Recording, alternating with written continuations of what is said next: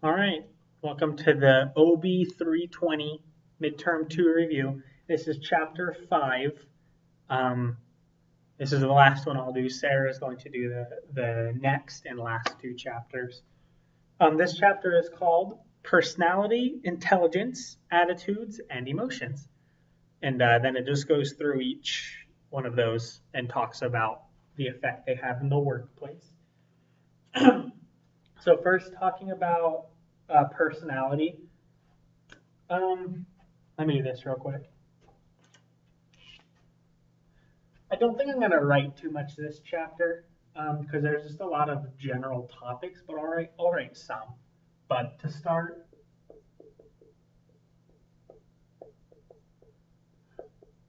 personality,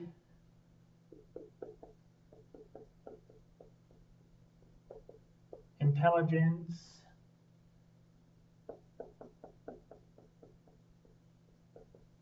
attitudes, emotions. So starting with personality. Personality refers to, does it say relatively? Yeah. Personality traits are relatively enduring. They're major determinants of behavior, and then they influence your behavior in a wide range of situations.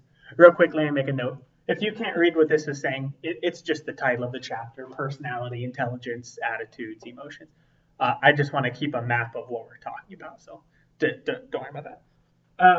Okay, so they're enduring characteristics, meaning you those let's just take a personality trait of somebody who's uh, upbeat. They're an upbeat, happy person. Um, that's an more enduring characteristic. Maybe it'll be affected sometimes, but for the most part, when they wake up in the morning, they're going to be happy. They're going to be upbeat. They're going to be, maybe more talkative people.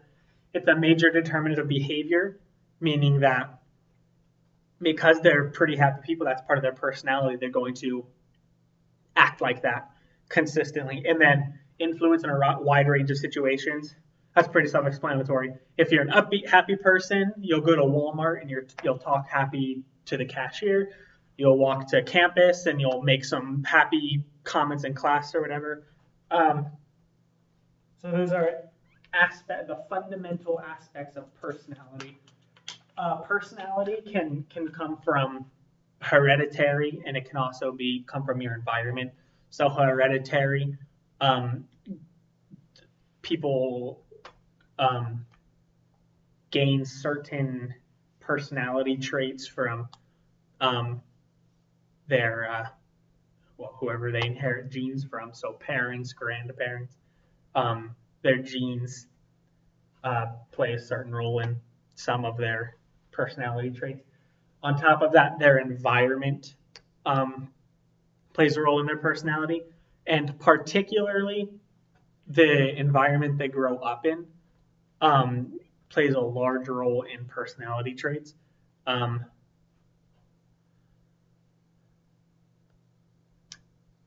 I'll leave it at that, so I don't say anything I'm not supposed to.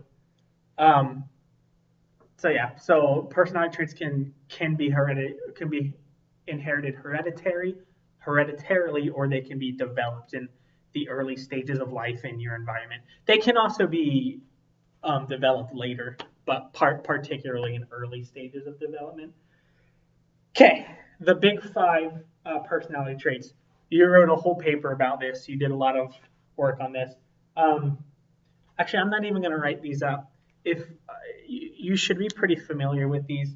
If not, please go back and review them. They're pretty important. A lot of employers use personality tests now. They use them in conjunction with like obviously job interviews and things like that. But a lot of employers use personality tests as part of their employee selection process.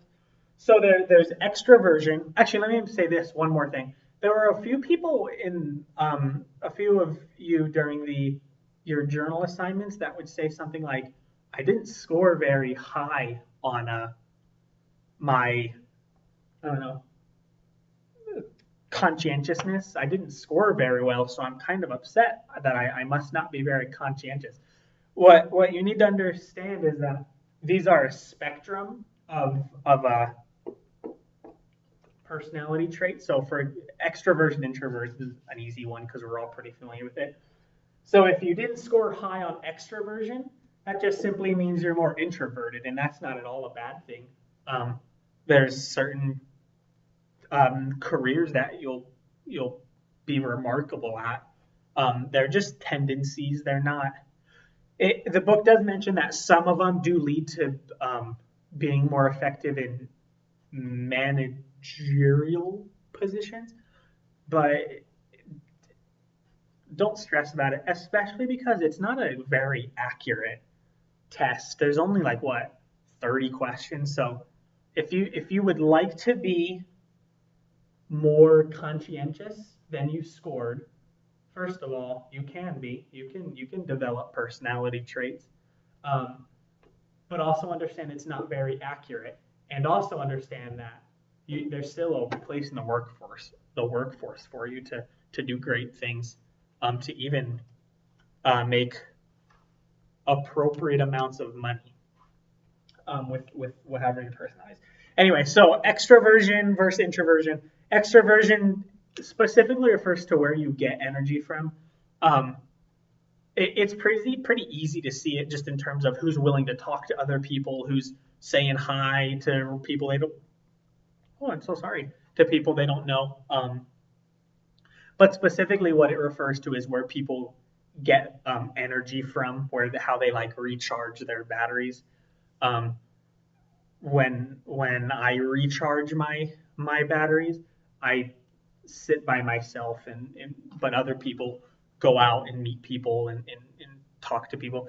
These are extremes, by the way, of the two. But anyway, that's extroversion. Conscientiousness refers to the degree which an individual works on a goal, like focuses on a goal and works toward that.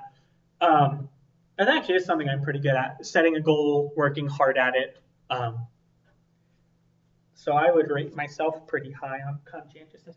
But again, if that's not you, don't stress about it. There's plenty of work for people for less goal-oriented people. Obviously, it can be taken to a fault in either direction. But so just be conscious of that. It's not a bad thing or necessarily a good thing. Agreeableness, the extent to which somebody is easygoing and tolerant. That's pretty self-explanatory. Yeah, I don't really have anything else to say about that. Emotional stability. So this refers to how well somebody copes with stressful situations. So things like you get stressed out easily, you get angry easily, you become embarrassed, you don't handle crisis well. These would be examples of like low emotional stability. And then the opposite would be you handle crisis well, you work well under pressure, you don't. It says you don't get embarrassed easily. So that's just the degree to which an individual handles stressful situations and heavy demands. This having high emotional stability would be especially important when you as a manager. But that being said, there's still places if there's still plenty of work to be done with people who may feel they are less emotionally stable. You just have to be conscious of that before you get a job. If you don't do well under pressure, don't get a job on Wall Street. Get a job that'll be pretty, I don't want to say routine, but won't have catastrophic consequences. It'll be a more laid back, easygoing job. Yeah, emotional stability. The last one is openness to experience. This is like how well you do with new creative things.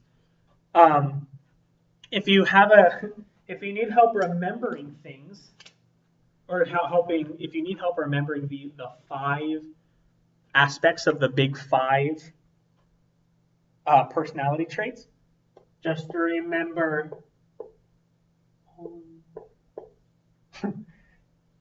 every cat always eats Oreos. My wife came up with that. So every emotional stability, cat conscientiousness, always, I don't even remember them, agreeableness, eats extroversion, and then openness to experience. I guess I flipped these. You could, anyway. That's the little mnemonic device. Every cat always eats Oreos. All right, moving right along.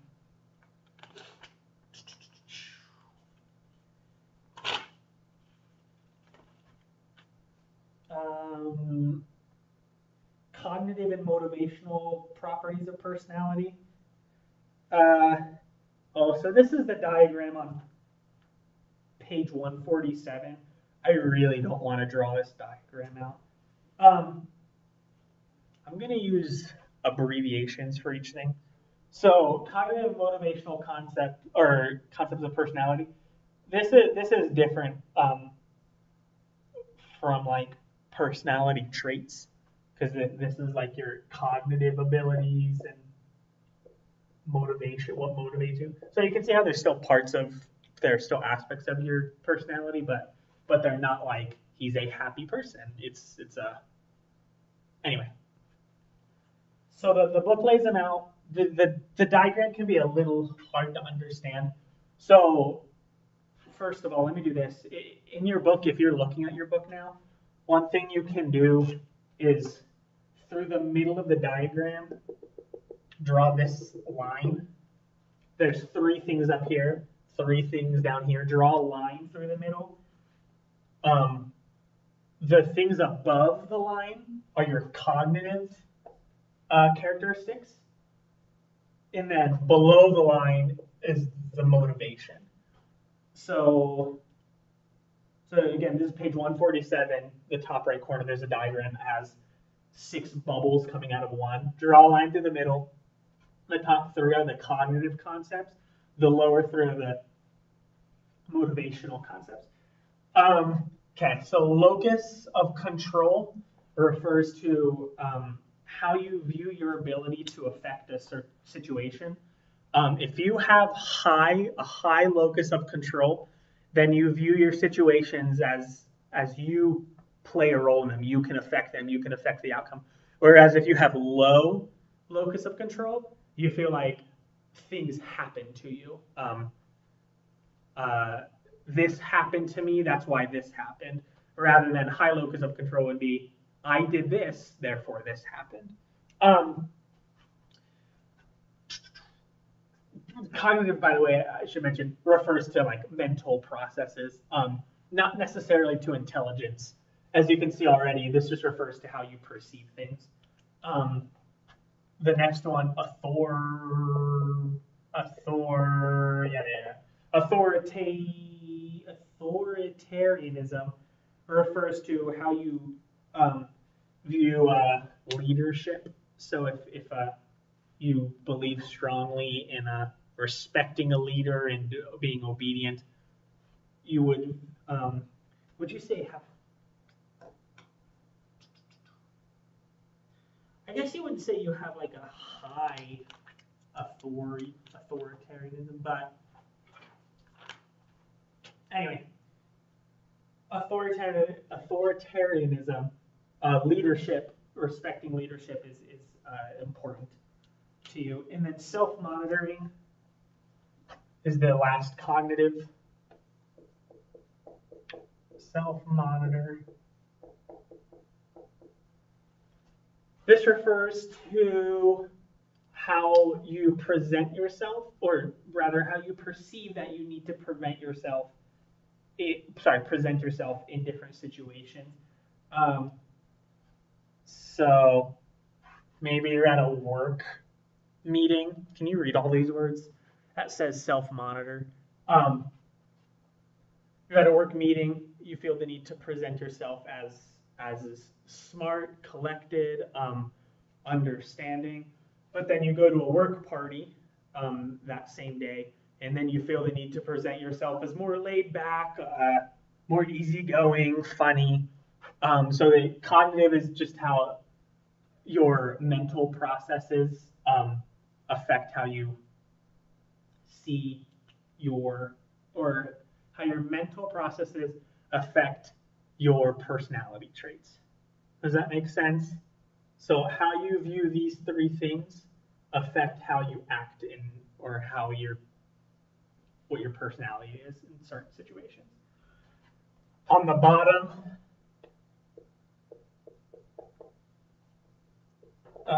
achievement, motivation, the degree to which an individual desires to perform to a certain standard of excellence. So this is not like you want a certain reward. This is just you want to perform to a certain level. I don't know. It's not. Yeah, that's really all it says, to be honest. The degree to which an individual desires to perform in terms of a standard of excellence or to succeed in competitive situations. Yeah, that's all it says. That's all you need to understand about that. Okay, regulatory factors. Actually, let me do the next one. Social dominance orientation. I'm just going to put SDO, and then if you want to know what that stands for, you can look it up. Social dominance orientation refers to how equal somebody wants to feel with other people. We learn later in the book more about equality. Actually, it's in the next chapter, I'm pretty sure.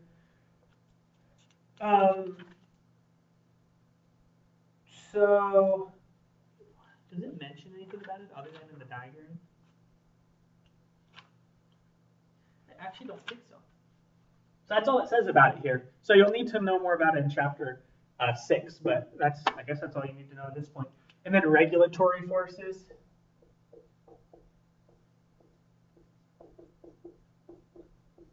Actually, it's not regular. No, it's focus. Regulatory force is one of the Porter's 5 forces that we learned about a few chapters ago. Regulatory focus is the extent to which an individual is promotion focused or prevention focused. So people who are so regulatory refers to like the organization, how it operates, how it works. So people that are motivated by regulatory have a regulatory focus, I should say. If they're promotion focused, this isn't necessarily good or, well, I guess it is kind of a good or bad thing. Promotion would be like, it says you seek out growth and development, so it doesn't necessarily refer to being promoted, but just promotion, growth and development. The other one is prevention.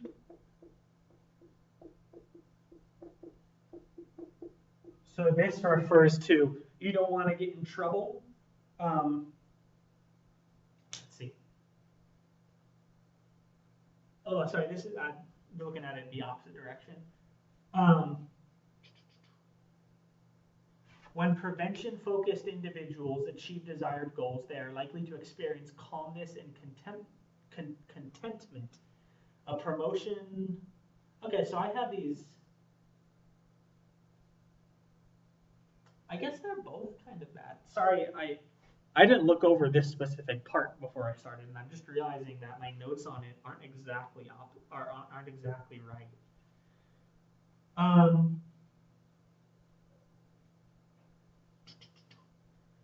Promotion focus seek out growth and development. When they achieve desired goals, they experience happy, joyful emotions. Prevention focus when prevention focused individuals achieve desired goals. They're likely to experience constant contentment. Prevention has been related with a workaholic, low job satisfaction, and poor relationships with supervisor. Anyway, I don't get too caught up on these. Those aren't vital to know, but just understand cognitive. These are the 3 things that affect your cognitive. These 3 cognitive focuses affect your personality. These 3 motivational focuses affect your personality. Again, don't get too caught up on that explanation. If you want to know, you can look in the book. I just didn't look over it too much before I started. So anyway. Personality is the longest section, so don't worry, we are doing well on time. Intelligence is actually the shortest one. It just says intelligence is the general mental or cognitive ability used in complex information processing. So let me read a quick list of what the book references is that. It says there are different areas of intelligence. There's number aptitude, meaning ability to handle mathematics, verbal comprehension, or the ability to handle written and spoken word, perceptual speed, ability to process data quickly, spatial visualization, deductive reasoning, yada, yada, yada. So you hear this a lot of times with people saying, like, I'm not good with numbers. I'm more of a reading, writing person, or music. That's an example of that. It actually is. Anyway, people aren't. You can be better in some areas than others. You can have more intelligence in some areas than others. That's all about intelligence. Attitudes.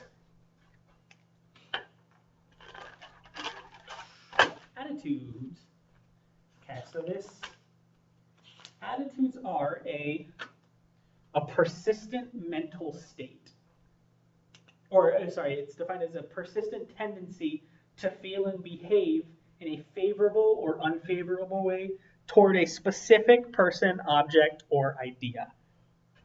So attitudes are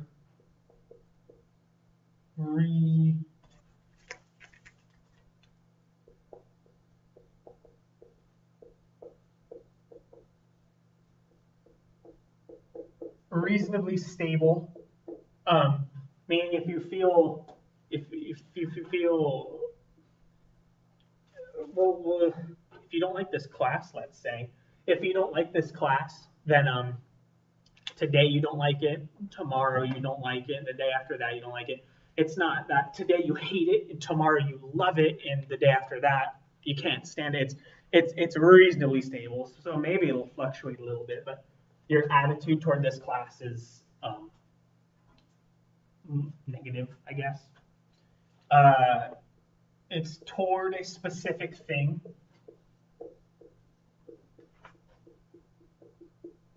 So your attitude is toward this class that you don't like it.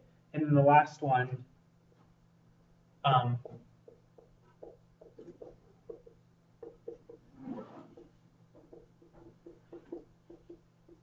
relates to a behavior. So every time you talk about the class, you get kind of mad, and you raise your voice because your attitude is that you don't like it. The book mentions, and I think that this is pretty interesting to think about, because they're toward a specific thing, that attitude doesn't extend beyond that thing. For example, if you feel negatively about this class, it doesn't mean that you don't like your accounting class. Your attitude is directed toward this class, and then you have a separate attitude about your accounting class. Okay. And then staying on attitude formation.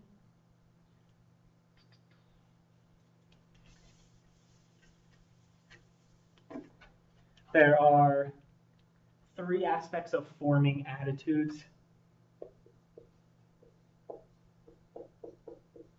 Cognitive, affective,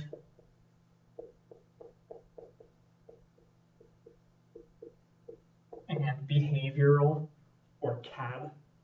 To help you remember that. Cognitive is the facts that you gather about a certain thing. So this is you did this class for a week and you had a lot of homework and then they gave you this video assignment that was awful and the journal assignment. So these are the facts that you're gathering about it. And then the affective is your feelings toward it. So you feel like it's difficult. You feel like it's not clear. You feel like the TA is dumb. And then your behavioral is the behavior that you take based on that. And these three things, it's like a process. Over time, affect your behavior or change your behavior. Okay. And then it mentions learning, self-perception, and the need for consistency in developing attitudes. I wouldn't worry too much about that. But they do affect your attitudes. Okay, and then 2 important attitudes in the workplace. I'm not going to write anything down for this one. Job satisfaction and organizational commitment. Again, these are pretty self-explanatory. Job satisfaction leads to you wanting to stay with the job. Low turnover. Turnover refers to how good a company is at retaining employees. Most companies want to keep their employees because training is expensive and difficult. So it's much cheaper to keep an employee for 10 years than it is to have 10 different employees for 10 years. So job satisfaction is important because it helps a company to have low turnover. And then right alongside that, organizational commitment. Both of those things help employees to come to a company and stay if they like it and they feel committed to the organization specifically. This is why like McDonald's and Burger King have very high turnover rates. They're constantly getting new employees. People who work at McDonald's aren't particularly satisfied with their jobs, and then they're not particularly committed to the organization. They don't love McDonald's more than anything. I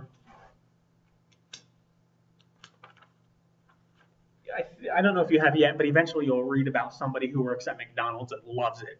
So then you'll read about it. Anyway, that's not the point. The point is job satisfaction and organizational commitment play a role in people staying with a job. And then alongside of organizational commitment, it talks about 3 different kinds of organizational commitment. It talks about affective, with an A, not an E, meaning that their attitudes are positive toward the organization. There's normative organizational commitment, means they stay because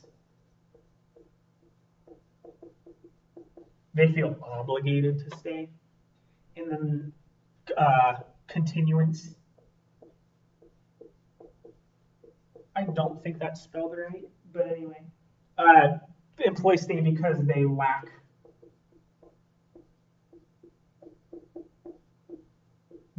other options. If they leave, there's not another company they would be able to go to. Okay, and then changing attitudes. The book talks about changing attitudes. It is necessary to develop a systematic approach to change attitudes in favorable directions. So communicating or persuasive communication affecting how attitudes has 4 elements.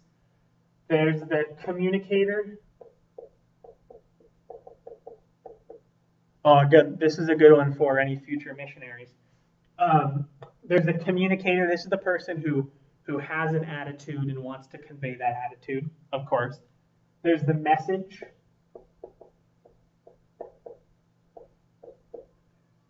So this is the message has content designed to change the attitude. So if you're a missionary, You prepare a message with hopefully positive content designed to change the attitude toward the Book of Mormon to be positive. There's the situation.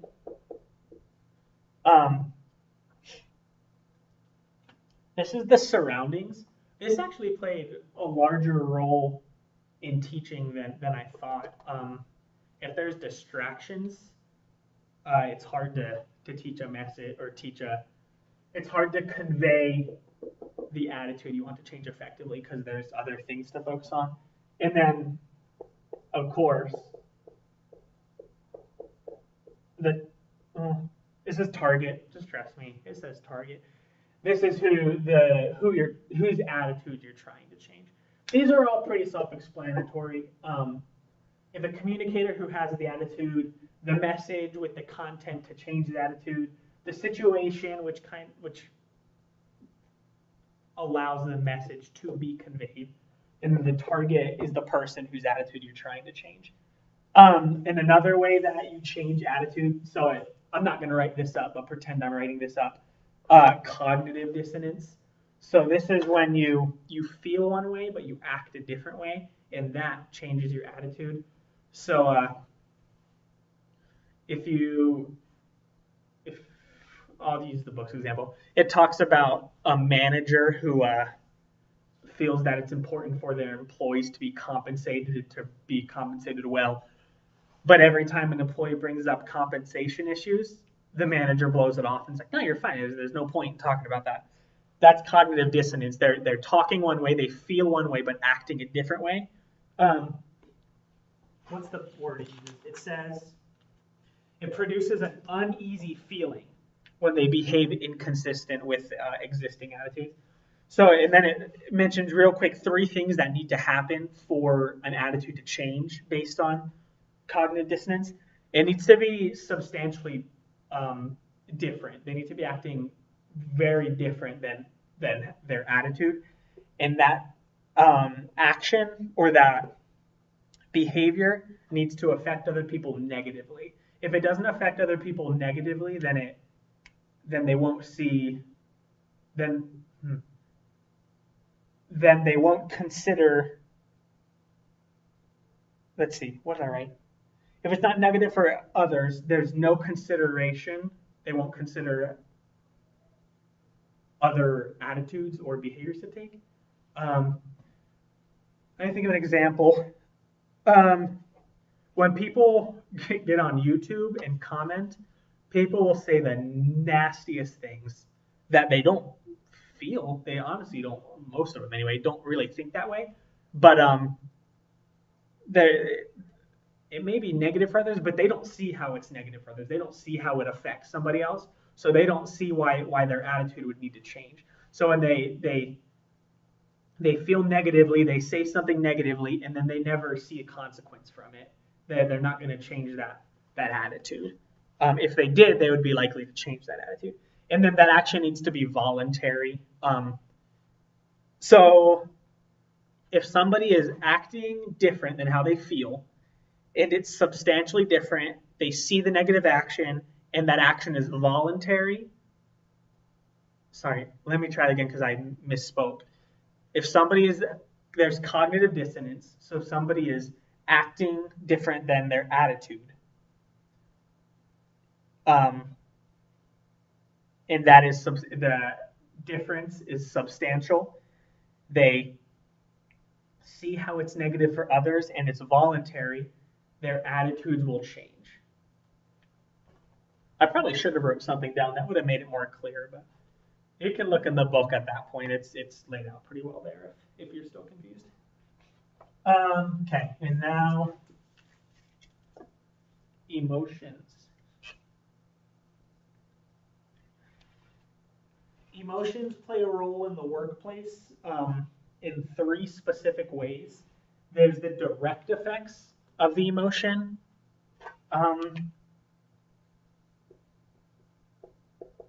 So this is like a direct effect. So this is you feel angry and you go in and you don't do good work. That's a direct effect of how you felt one way, you acted one way. Contrast that with emotional labor. The book uses the example of flight attendants. So a flight attendant, they're always calm and talk slowly and like everything's going to be fine. But a lot of times they may legitimately be scared, but they can't act like that because it would scare the customers. That's emotional labor, when you have to act differently than your actual attitude. And then emotional intelligence.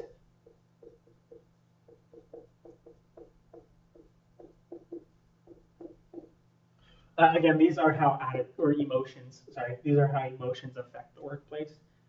Emotional intelligence is, we talked about it 2 chapters ago, I think. Your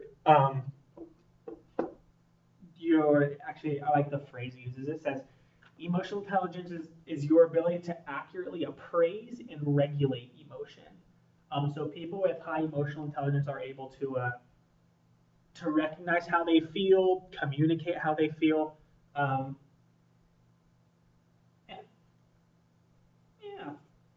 And then it mentions real quick, specific attributes associated with emotional intelligence are self-awareness. So like I said, your ability to understand how you feel. Self-regulation, your ability to control how you feel, control how angry you are. Motivation, people with high emotional intelligence are able to motivate themselves. Did I write that down right? They're able to achieve for achievement's sake alone. They don't need a large incentive to be motivated. They have the emotional intelligence to be motivated themselves. Empathy, you're able to be considerate of others, and then social skills, you're able to build relationships with others. So those are the 5 aspects of emotional intelligence, and these 3 are the aspects of how emotions affect the workplace. That's all I've got for chapters 1, 4, and 5. I'm trying to think if there's any last minute things I can say. You're gonna do great. Remember